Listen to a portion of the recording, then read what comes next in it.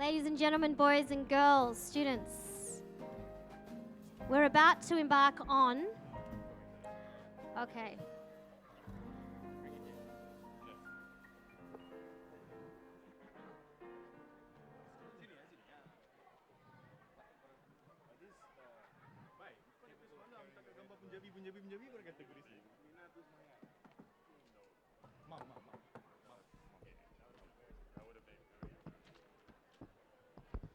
Okay, we're about to embark on translations. For those of you who've been to Moca before or are familiar with how we run, translations it's like a form of freestyle poetry where the poets are going to interpret a poem that I've given them.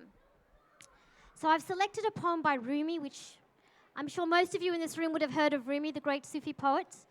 I'm going to read that poem, and after I have read that poem, one after the other of these poets and percussionists are going to interpret what they feel that poem means to me. So if I could have your attention, please.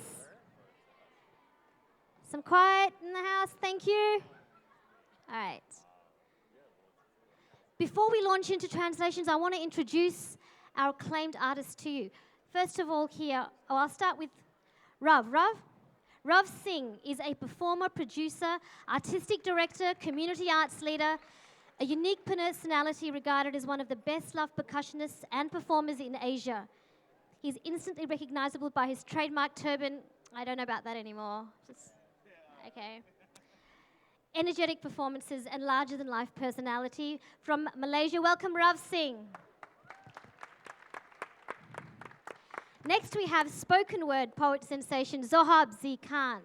Zohab is a spoken word poet, didgeridoo player, which you might have seen him playing earlier today in another performance soundscape, a harmonica, beatboxer, and hip-hop artist. He's a 5-time Australian Poetry Slam finalist, state champion, and has toured through Asia, Africa, and Europe to sell out crowds. And he's here today to Moca. He's also a former Moca fellow, so please give it up for Zohab. Next we have Sufala. Sufala is a tabla player from the States. She's a protege of the great tabla masters, Ustad Alaraka and Ustad Zakir Hussain. She's fluent in a diverse range of musical traditions, informing a unique compositions and highly improvisational performances. Well, this will be another one she can add to her repertoire. Please welcome Sufala. Back to Malaysia, we have Jamal Raslan. A trilingual, he is described as a trilingual Malaysian who can't make up his mind between Bahasa Melayu and English as his main language. He's a poet who is a great example of the conundrum that is the current Malaysian youth, modern, exposed, liberal, but struggling to find a sense of belonging in the identity crisis that rocks every English-speaking Malay Muslim. Please welcome Jamal. And last but not least, we have Omar Effendem, representing this Syrian-American representing hip-hop, poet, and peace.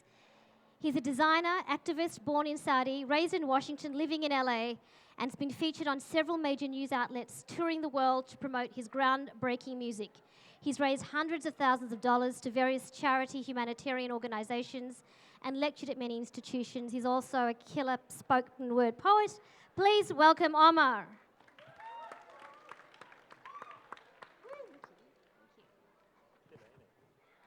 I neglected to mention, but I'll bring it up. Zohab from Australia has recently produced his first book, I Write, and will be selling signed copies out the front, so do find him. He's the tall guy with a curly moustache if you're after one of these books. All right. Is that okay? Yeah. All right. You didn't say good book. You didn't have that on your bio. That wasn't on your bio either. All right. So this is the poem, I Am Not. So I need your attention because it's very deep and very shh. I should have done that in the beginning. It's so quiet. Beautiful. All right. It's called I Am Not. Muslims, what can I do? I have lost my identity. I am not a Christian, Jew, pagan, or Muslim. I am neither an Easterner nor a Westerner, neither a land nor a sea person. Nature can't fully account for me, nor can the whirling cosmos. I don't exclusively belong to earth, water, fire, or air. I am not of the invisible, ineffable, nor of the dust. I am not a process or a being. I am not of this world or the next, and deserve neither eternal reward nor eternal punishment. I am not of Adam or Eve, not of the original garden, nor the final one. My home has no address. My tracks leave no trace. I am neither body nor soul. What can I say? I belong to the self of the beloved. I have laid all twos aside. This world and that world are one. I search for one, I recognize one, I see one clearly, and I call the name of the one. The unamenable one, the breath of the breath, is the first and the last, the outside and the inside. I identify no one except by, oh that, oh this. I am drunk on the cup of love. Here, now, and everywhere, all time have vanished. I can't handle any business except celebration. If I spent an instant without you, that instant makes my whole life seem worthless. If I can win one moment with you, I will crush both worlds under my feet as I dance in joy forever. So that is the poem. I Am Not by Rumi. And I'm going to ask Jamal to interpret that first. And after his interpretation, or actually prior to his interpretation, tell us what you get out of that. Mic test. Assalamu alaikum. Good evening. Hi everyone. My name is Jamal Raslan. I am a spoken word poet. Been doing this for a long time. I had intended to write a piece for this translation, and I was trying really hard to write it. I had a thought, because the title of the Rumi poem that was chosen was I Am Not. And being a Malay Muslim, my name has been chosen with such care, because like most Malaysian sons, your names are probably taken from a list of names, of Arabic names, right? So my name is Jamal Raslan. Jamal means beauty in Arabic, and Raslan means nothing. There's no such word as Raslan in Arabic. There's no such word as Ras nor Lan. So half of me is nothing. And that's what I sat on for this. Now, looking at that, and I was thinking on that idea that half of me is nothing, and nothing I can do, or nothing I do is enough to compensate for it, I started to think about where I am, what my identity is. And as a Malay Muslim, it's a very testing time. I am a 34-year-old Mahathir generation son. So speaking in English and Malay is supposed to be something that is common, and yet that is something that's not accepted in this country. So I have a piece that reflects that. This piece is called Millennium. I was wondering about how and when I started thinking in English, when it struck me. I don't remember. I don't remember when the layers of my cerebral cortex shifted and the land that I belonged to quaked and lifted, and I underwent an evolution where the borders that govern my speech reformed in dissolution, shaping my lips into a new nation, my tongue into a new constitution. I spoke in revolution, my elocution eloquent in execution, sentencing my color and sound to a new resolution. I became a new institution. A citizen of the new world, speaking new words. I knew words I never knew were true.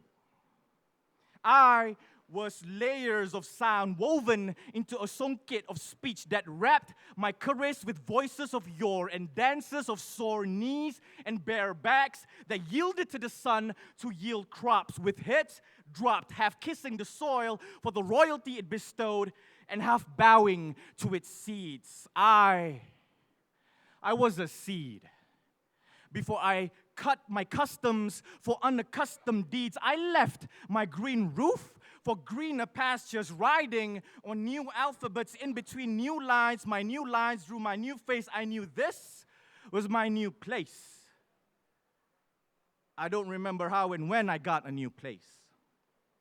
I don't remember how and when the borders of my ancestry and heritage in my consciousness became a new continent where I speak in the voice of knowledge and discovery, in the language of explorers and missionaries. All I remember were the classics that I had read as a kid, plus a collection of young adult detective novels, like how Jules Verne took me into a journey into the center of my mind and went 20,000 leagues under my anxieties, with the ticket price being imagination. I remember the countless mysteries I solved with the three investigators breaking down every insulating insult that accompanied every word I said in my new voice, how I became the eighth Robinson and made this continent I am in an island that bore the seas of Yggdrasil and a library of my adventures, scaling cultural fault lines and borders where, maaf saudara. Excuse me? Awak tak baca BM ke? Read BM. BM, bahasa Malaysia, bahasa ibunda kita, lingua franca pentas Sunda, pentas bibir kita bersua, lidah kita berdansa, minda bersenggama, meneroka, ceruk bicara, melakar peta, jiwa bangsa warisan peradaban kita. Yes, I do, a little bit. Sikit je. Tapi bukan awak ni Melayu ke? Yes, I am Malay. Habis tu, kenapa perlu begini? Membelakangkan pertiwi, menggadai jati diri. Bukankah kita juga kaya dengan warisan bahasa, gurindam syair, pantun seluka, mencuit hati, membuai rasa, menusuk kalbu, mendamai jiwa. Jangan lupa saudara, bahasa itu warisan bersama penulis kita tak kurang bisa. Tun Sri Lanang mencatat sejarah, Pendeta Zakbar penjunjung falsafah, Samad Said menongkah arah, Usman Awang penegak khilafah. But sir, wait, I never said I turned my back on bahasa Melayu. I was only wondering how and when English became the language I go to. I know all the writers you name in the books they wrote, but where was their wisdom when I was searching for a quote? Saudara, nak 1000 daya, tak nak 1000 dalih, jangan jadikan pasaran kecil alasan kamu tak peta dan fasih. But don't you think that's an odd thing to say? If we are the majority, then why their books barely see the light of day? Itu semua salah kamu. Menyisir warisan, menyanjung ilmu, terkejarkan akal hingga tertinggal jiwa. Lebih digemarkan karya-karya barat yang dibaca dari karya-karya kita. But it's not my fault. We don't have a budaya membaca. The literature is only taught to pelajar sastra. That the teachers at schools don't even read and they don't even understand whatever sastra they teach before using the excuse of students being weak to bring lesser writers in to replace these antiques. Hey, jangan cuba buat kelakar, saudara, jangan kurang ajar. But what I say is true, and you know it too. In fact, the one to blame for this is your folks and you. If you didn't treat sastra as a high art and exclusive, then things would have been a bit more inclusive. Instead of treating it as a gift, you took it as a treasure. And in your ignorance, you only widened the fissure. You call yourselves custodians, but even you rojakkan bahasa. But you are just too proud to admit it, just like the kaum tua. And after all that, you still point the finger at us for not being able to find jobs because we can't speak good English. Oi, Melayu! You listen here, and you listen clear. I held my peace and tried to make peace so we could try to piece things together. But you like the sound of your own voice too much that it was never something we could consider. You are the voice of reason we don't need for your intellect, plant seeds of prejudice and greed. First imperialism, now is globalization, but everything is just a cloak of colonial pollution. You took our land, our men, our trust, our produce, and called us lazy natives at home while putting up a face calling truce. And when we are used up, you look away and cut us loose. But now we are fighting back with blood and soil in our hands so that you will realize that machines were never the measure of man. Dear Malay, jangan begitu. Walaupun suara berbeza, kita tetap Melayu. Buang yang keruh, ambil yang jernih, bersama kita usap yang pedih. Tak guna bersengketa kerana suara yang asing, jiwa tulus dan ikhlas itu yang penting. Yang Inggerisnya bahasa, bukannya jiwa. Bak kata pepatah, tak kenal maka tak cinta. Ilmu perlu dikejar hingga ke hujung dunia. Bak kata Rasul, biar sampai ke China. Suatu bangsa takkan menjadi besar tanpa memiliki sifat kurang ajar. Izinkan saudara, saya berkongsi iktibar. Hang Tuah sendiri mahir 4 bahasa hinggakan beliau mewakili raja sebagai pengutus pengikat bangsa. Takkan Melayu hilang di dunia. Thank you very much. Thank you, Jamal.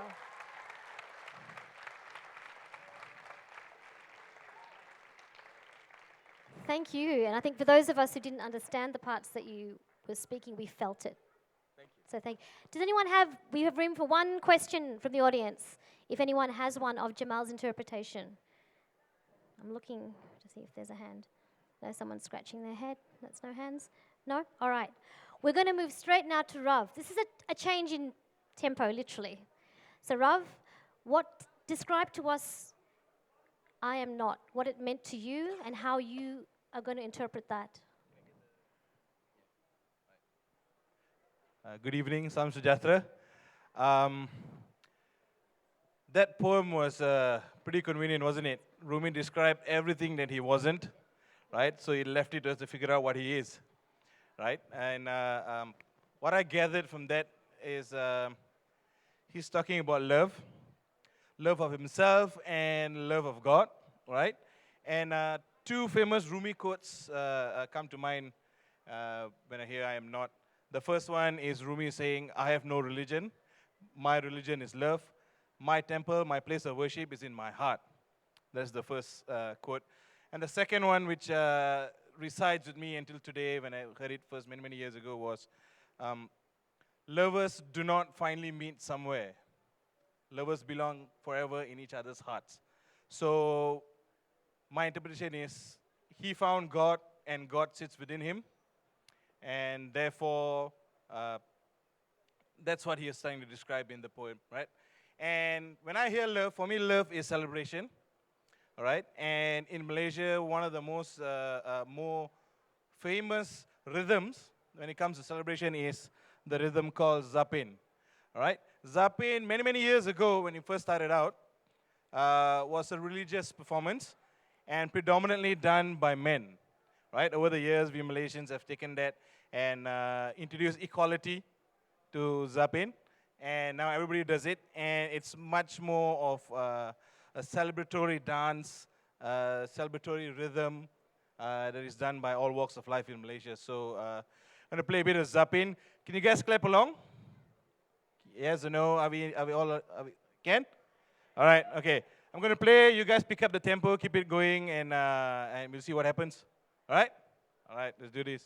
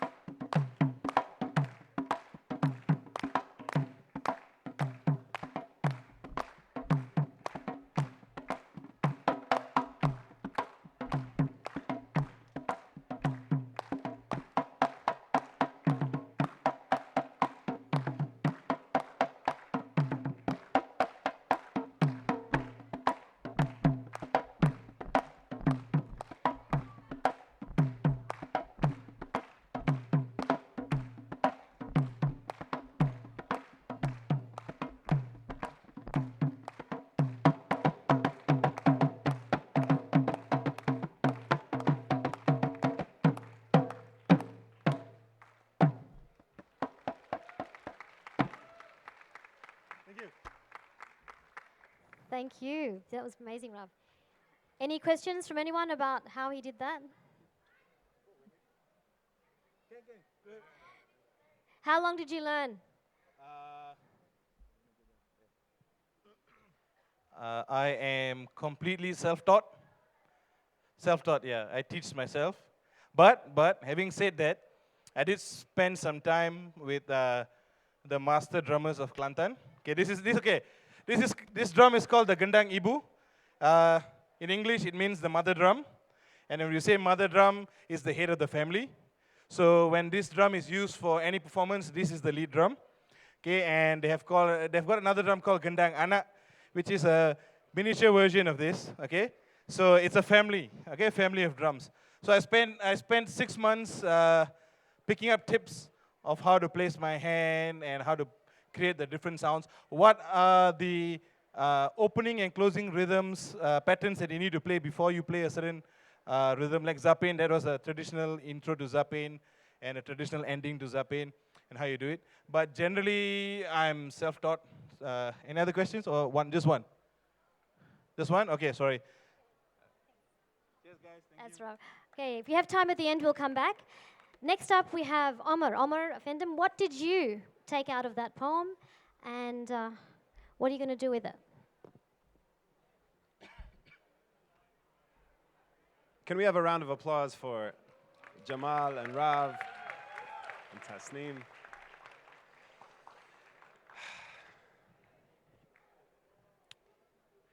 If I spend an instant without you, that instant makes my whole life seem worthless. If I can win one moment with you, I will crush both worlds under my feet as I dance in joy forever.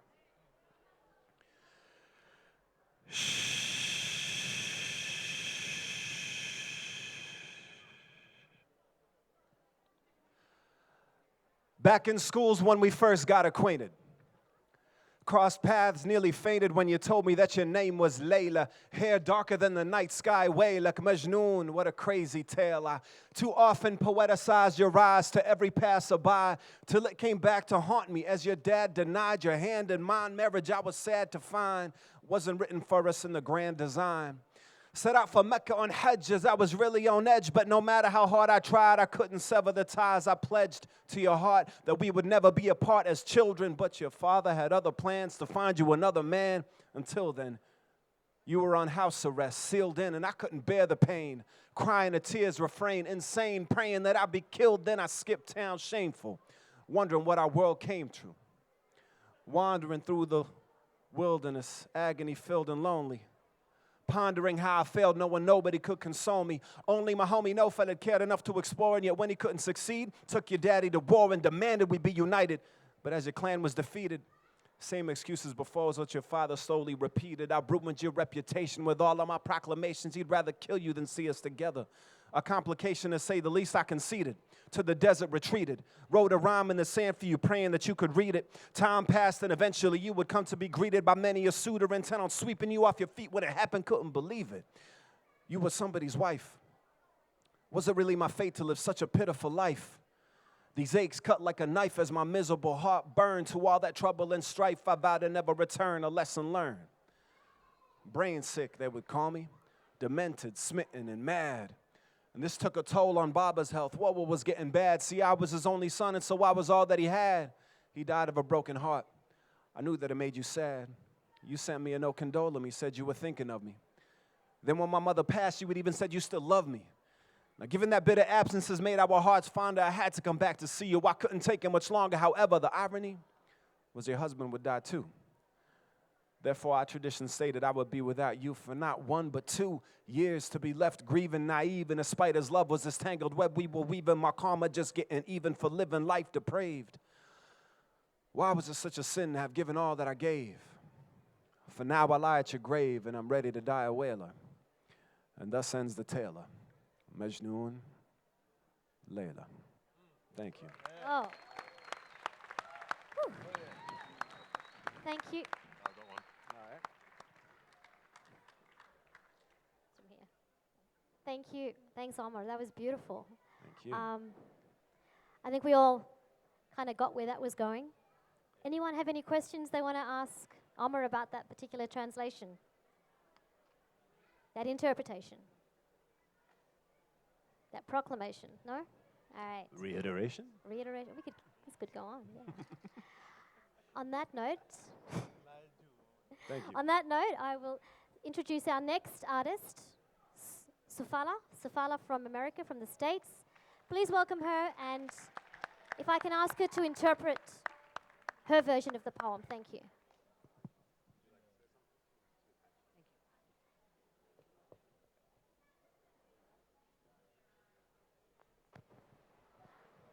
Da dinna dati da dinna Dar da dinna da di dar da dinna.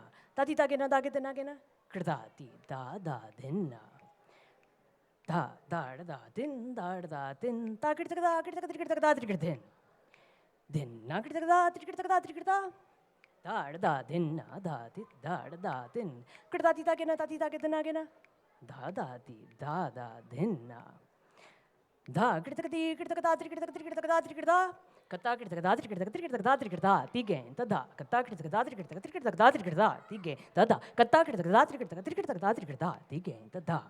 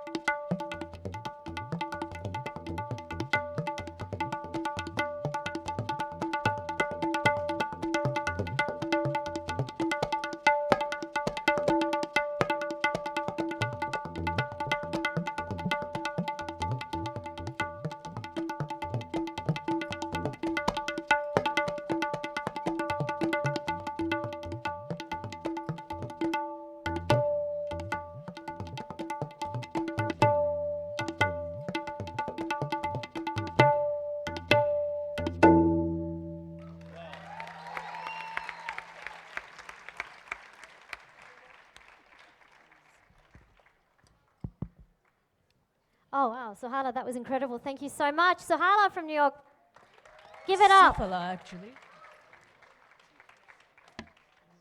Sorry? Sufala. What did I say?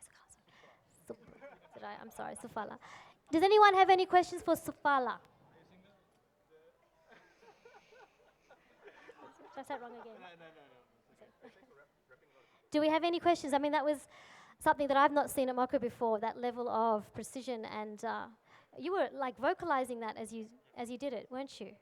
That's pretty high art, so that was incredible. Look, we're going to oscillate now back to poetry, and this is where we welcome Zohab from Australia to give his version, interpretation, and give us his words on I Am Not by Rumi.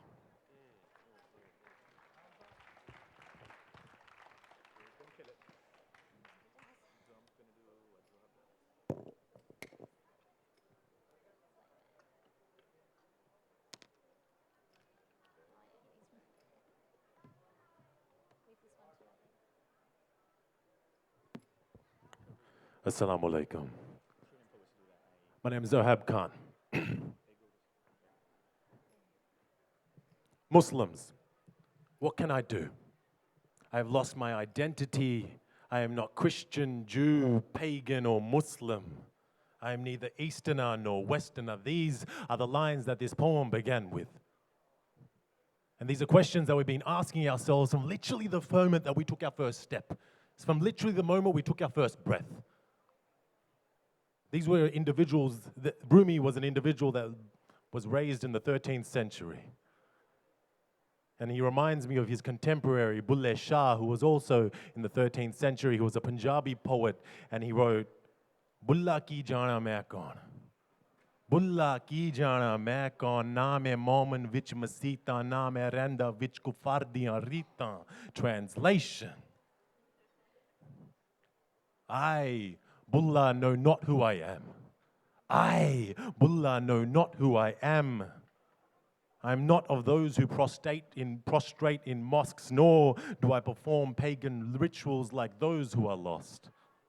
These were individuals who were born in the 13th century, and they're asking these questions of ourselves, and us in the 21st century, in Kuala Lumpur, Malaysia, at an economic forum, and we're asking these same questions. We're making the world smaller, one business networking session at a time.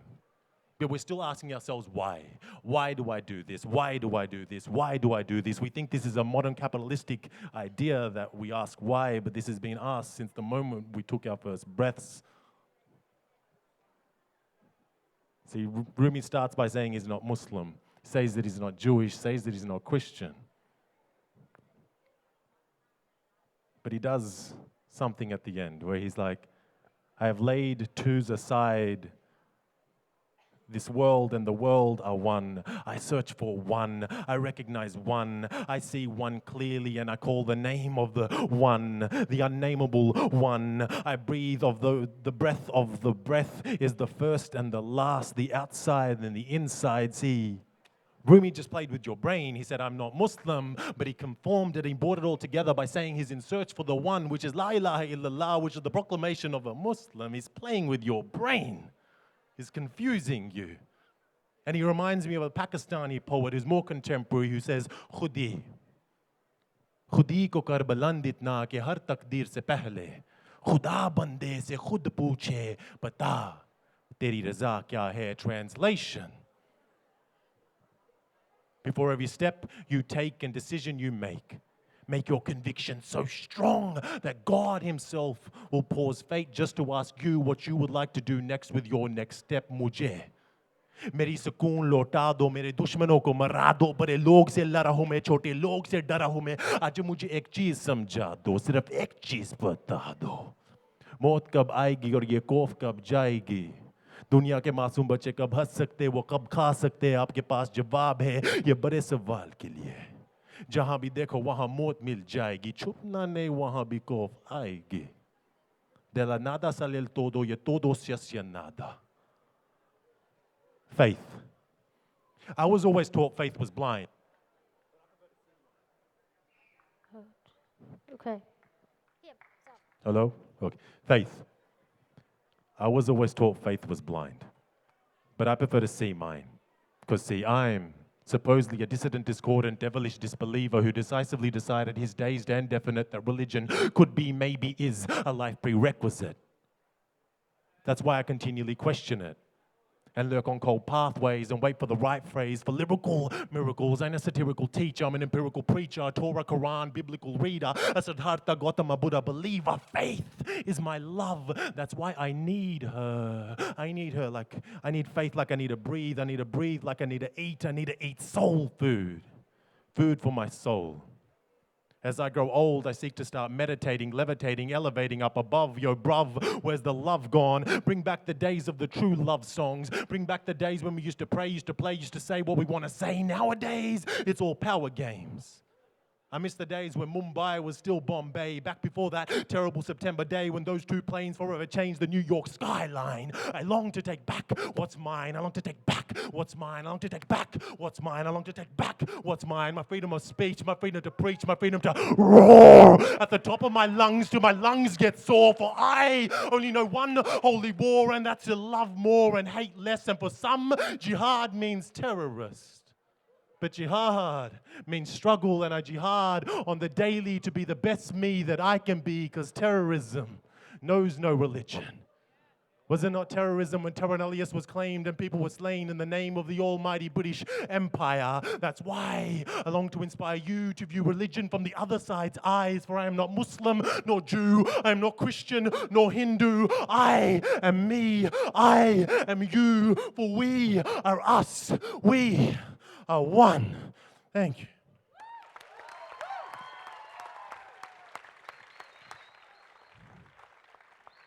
Well, that's just like mashallah times 100. Thank you, Zohar from Australia. Wow. I've always said if he wasn't so shy, just imagine how much more confident he might perform with this. Or bless. Does anyone have any questions for Zohar? How do you get your mustache so curly? These are the things that matter, okay? How do I get my mustache so curly?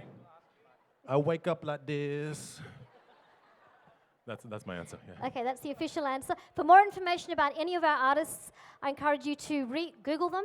But most importantly, the Moca handbook that you all have does contain bios of all the artists that you have seen featured today in the Moca Fest, and yesterday and tomorrow as well. Most importantly, before I close, I want to give a huge, massive artistic, Rimi felt love applause for Jamal, Rav, Sufala, Omar, and Zohab. Thank you very much. Brilliant talent, thank you. Look, tonight the passion continues. We have Moca Fest Soundscape Concert, which will feature Omar and Sufala among other guests. We have 9 artists in total. There will be a free concert on the plenary hall stage, which is in the plenary hall on the first floor. It's a massive venue. It can seat literally hundreds, if not thousands of people. We want to see you there. Tell your friends. The magic will continue. The poetry will continue. We really hope you all enjoy it. I'm going to reconvene in 5 minutes for the next event. But thank you for being such a great audience. Thank you.